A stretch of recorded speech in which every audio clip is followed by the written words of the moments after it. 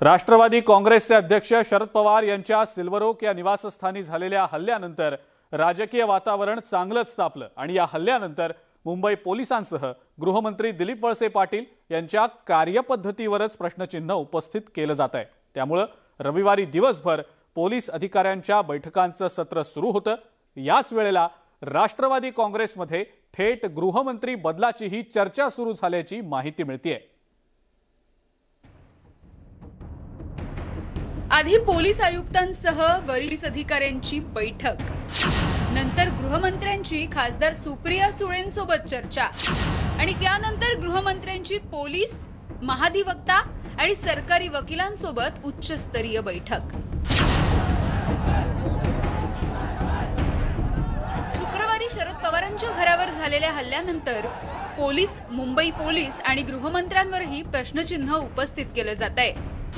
त्यानंतर रविवारी दिवसभर पोलीस आणि गृहमंत्र्यांचं हे बैठक सत्र सुरू होतं। राज्याचे गृहमंत्री दिलीप वळसे पाटील यांनी पोलीस आयुक्त संजय पांडे, सहआयुक्त विश्वास नांगरे पाटील, दिलीप सावंत, महाधिवक्ता आशुतोष कुंभकोणी, विशेष सरकारी वकील प्रदीप घरत यांच्या सोबत एक उच्चस्तरीय बैठक घेतली। यामध्ये पवारांच्या आणि इतर नेत्यांच्या सुरक्षेवर चर्चा झाली। या बैठकीत शरद पवार यांच्या सुरक्षेसह अनेक नेत्यांची सुरक्षेत वाढ करण्यात आली आहे। आझाद मैदान ते सिल्वर ओक दरम्यान पडणारे संपूर्ण सीसीटीव्हीची चौकशी करणार असल्याची माहिती सूत्रांकडून मिळत आहे। या बैठकीमध्ये खास करून पोलीस आणि सायबर सेल त्याचबरोबर गुप्तचर यंत्रणा यांच्या अभावामुळे हा हल्ला घडला असल्याचा निष्कर्ष काढण्यात आला आहे। दुसरीकडे पवारांच्या घरावरील हल्ल्यानंतर राष्ट्रवादीमध्ये खतखत सुरू आहे। पोलीस आणि गुप्तचर यंत्रणांच्या अपयशामुळे आंदोलक पवारांच्या घरापर्यंत पोहोचल्याचं सर्वच नेते बोलतायत। पवार साहेब सुरक्षिततेच्या दृष्टीने कधी काळजी घेत नाही। संरक्षणासाठी त्यांच्याकडे फार मोठा ताफा असतो अशी परिस्थिती नाही आहे। त्यामुळे ही लोक आज जात असताना आणखीन पुढे आत गेले असते तर काय घडलं असतं हे विचारही आपण करू शकत नाही। त्यामुळे ही गंभीर घटना आहे। याच्या बाबतीत सखोल माहिती कारवाई होणं आवश्यक आहे। या हल्ल्यानंतर पोलीस अधिकारी हटवले गेले, पण आता गृहमंत्रीच हटवावेत अशी मोहीम राष्ट्रवादीमध्ये सुरू झाल्याचं दिसतंय।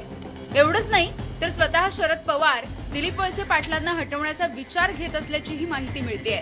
त्यामुळे राष्ट्रवादीकडून गृहमंत्री पदासाठी नव्या नावाचा शोध सुरू असल्याची चर्चा आहे।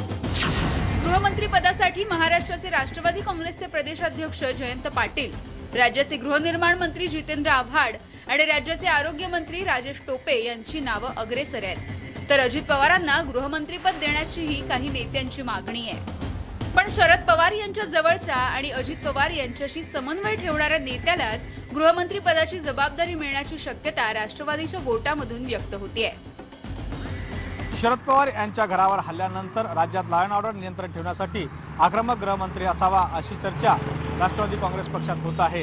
अजित पवार यांचं प्रामुख्याने नाव पुढे येत आहे, कारण अजित पवार हे आक्रमकतेने काम करतात आणि त्याचा फायदा राज्याला होईल असा दावाही राष्ट्रवादी काँग्रेस पक्षाकडून केला जात आहे।